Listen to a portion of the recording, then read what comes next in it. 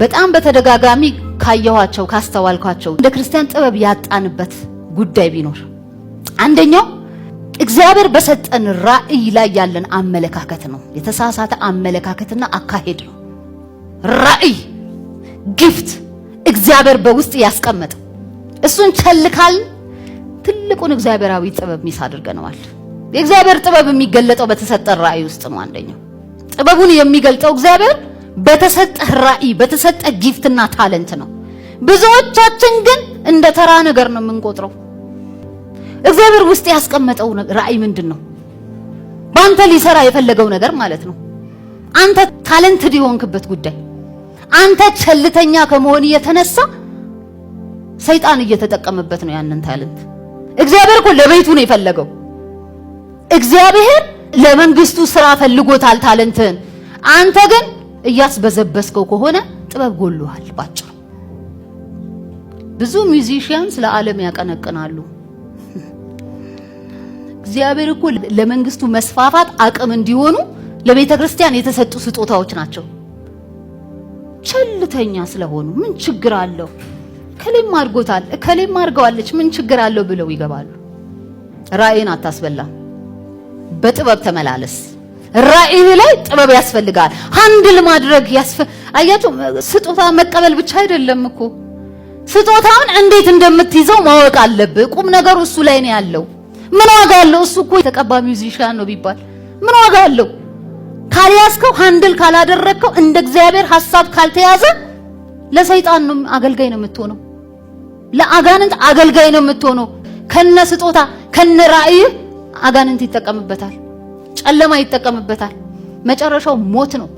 ነገሥት 3 ላይ ሁለቱ ሴቶች እነዛ በተመሳሳይ ጊዜ ወልደው አንዷ ተኛችበት ይላል፣ አንደኛው አሰረቀችው ይላል። ምን አይነት ጉድ ነው? ልጅ የሚያክል ነገር ተሰጥቷቸዋል።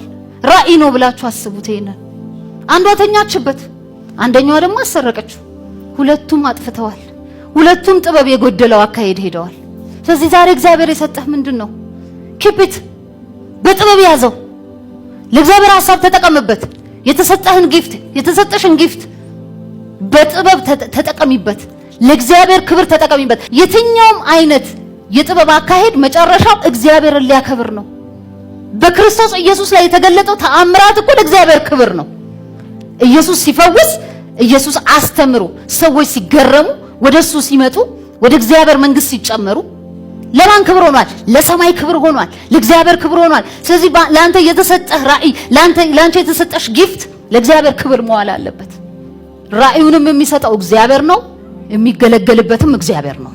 ሌላ የለም። እሺ በመሃል ላይ ሌላ ሊያሳምኗችሁ ሰዎች ቢሞክሩ የሆነ ፍልስፍና ውስጥም ገብታችሁ ነው ይሄን እኮ በዚህ መንገድ እንጠቀመው በዚህ መንገድ እንጠቀም።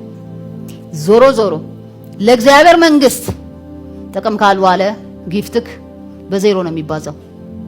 እዚህ ብቻ ኖራችሁ ተሟሙቃችሁ ነገር ሁሉ በዚህ የሚፈጸም ከመሰለን ተሳስተናል። ከሞት በኋላ ህይወት የሚባል ነገር አለ።